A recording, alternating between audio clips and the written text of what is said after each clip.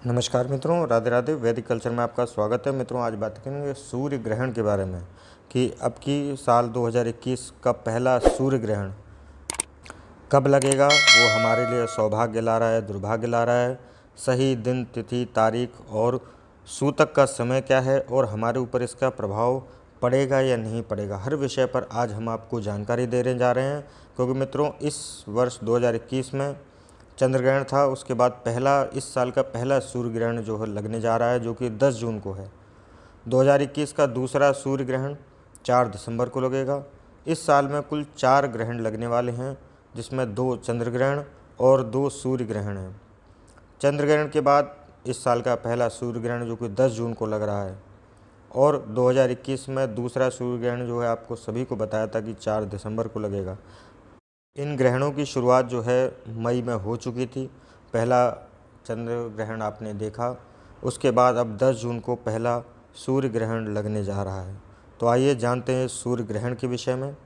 तो मित्रों, 4 ग्रहणों में से एक चंद्र ग्रहण को छोड़कर बाकी 3 ग्रहण को अपने देश भारत में देखा नहीं जाएगा, लेकिन ज्योतिष की दृष्टि से माने तो इन ग्रहणों का प्रत्यक्ष और अप्रत्यक्ष प्रभाव अवश्य पड़ेगा।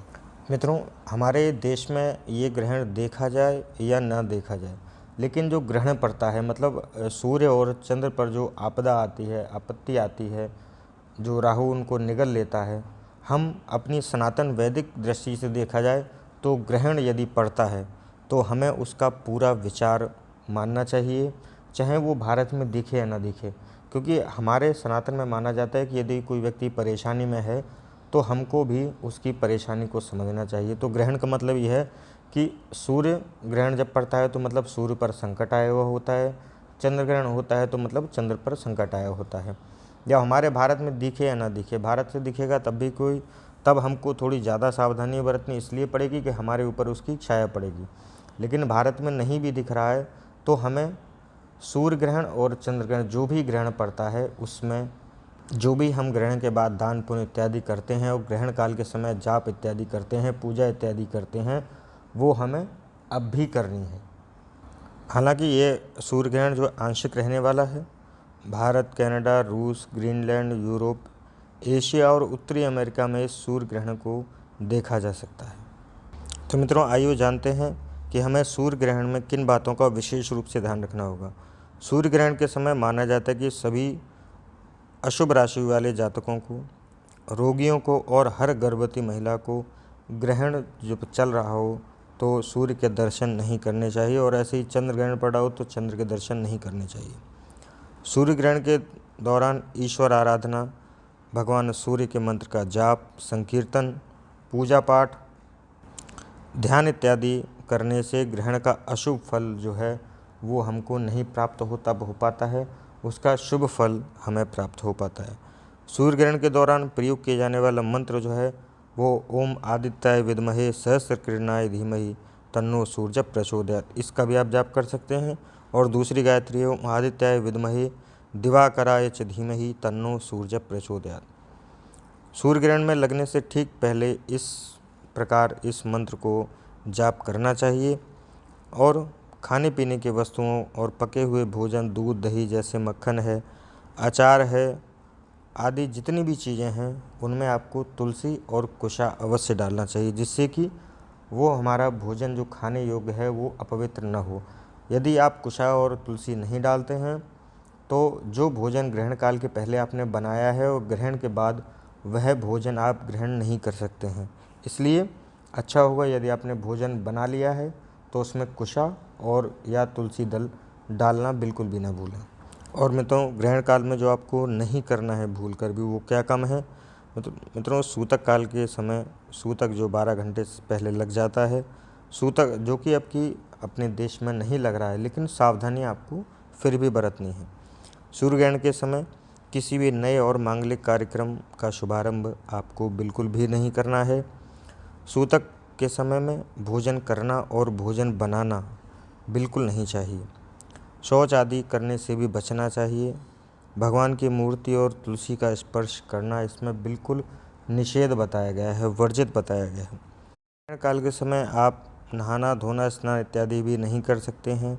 कंघे का भी प्रयोग आप नहीं कर सकते हैं। नए वस्त्र भी नहीं पहनना चाहिए, घर से भी नहीं निकलना चाहिए। इन सब को करने से, कामों को करने से आपको बचना चाहिए। सूतक काल के समय में सोना भी नहीं चाहिए।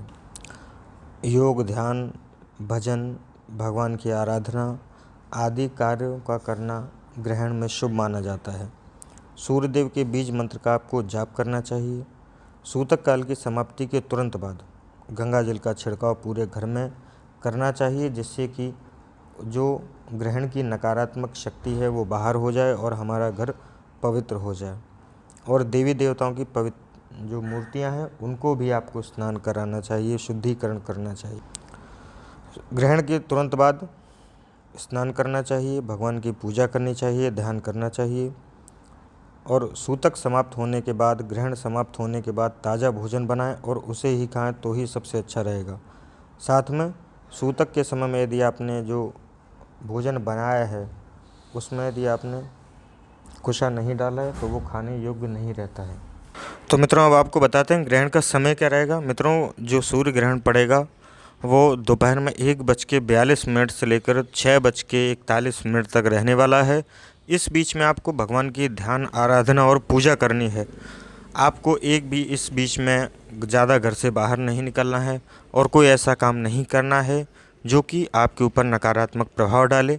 इसलिए भगवान का ध्यान करते रहें और भगवान के नाम मंत्र का जाप करना आपके लिए लाभदायक रहेगा। यदि आपको कोई मंत्र नहीं आता है तो ओम घृणी सूर्याय नमः इस मंत्र का भी जाप कर सकते हैं, जो कि आपके ऊपर सूर्य भगवान की कृपा होगी।